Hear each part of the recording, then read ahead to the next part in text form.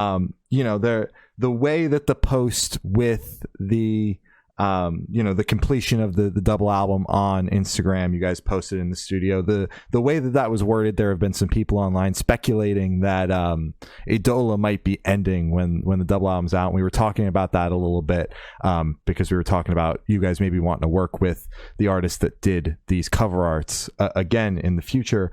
So just curious, Sergio gave his answer, but curious about where you're at with the band once these double albums roll out. What was Sergio's answer? Yeah, I was gonna say, but no. You answered first before I said, because I'm hoping that it's a completely different answer.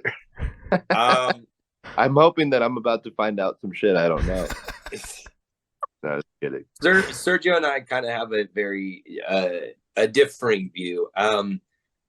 I've been doing music a very long time. I'm pursuing music as a career for pretty much my entire adult life, since I got my first guitar when I was 12 years old from my dad. And it's been a really amazing, incredible, memorable journey throughout its entire existence. But anyone would tell you, and I'm pretty transparent about this in any interviews or whenever people ask me for advice that I would give to up and coming artists in the scene or in rock music or pursuing it as a viable career, it's very difficult monetarily, and the industry's only gotten worse on that front. And it's gone through phases where it's just kind of the industry itself really takes the artist for a ride, takes advantage of the artists themselves and finds any way that they can to extrapolate money. So where everyone's getting paid, but the actual artist to sustain like a livable income.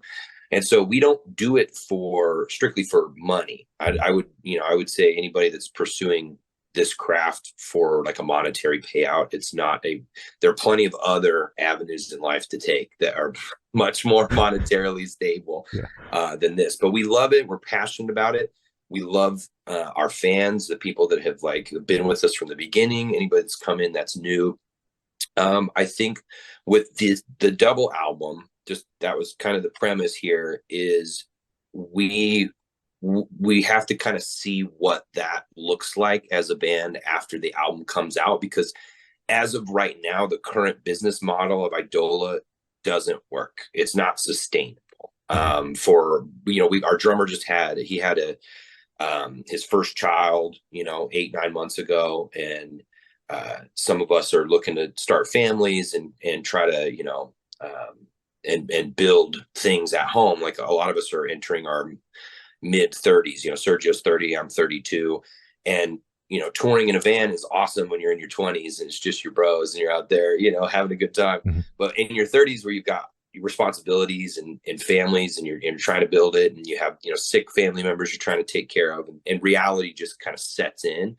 I've always honored transparency with our fans, and so I don't want to call it a hiatus, but the band will look very different after these two albums. I don't think we will be the same rigorously touring, actively releasing type of band. I would like to have a more transparent relationship with our fans and say, this is more of something that we will be able to do in our spare time as recording artists, and maybe tour once in a great while when it makes sense. So in some people would do that as a hiatus. I don't like calling it that, but it is kind of the end of the saga of Eidola. It's the end of the storyline narrative of the entire series of albums, as well as the kind of the pursuit of it as trying to blow up as a band, or trying to just grind on tour months and months out of the year and get support tours.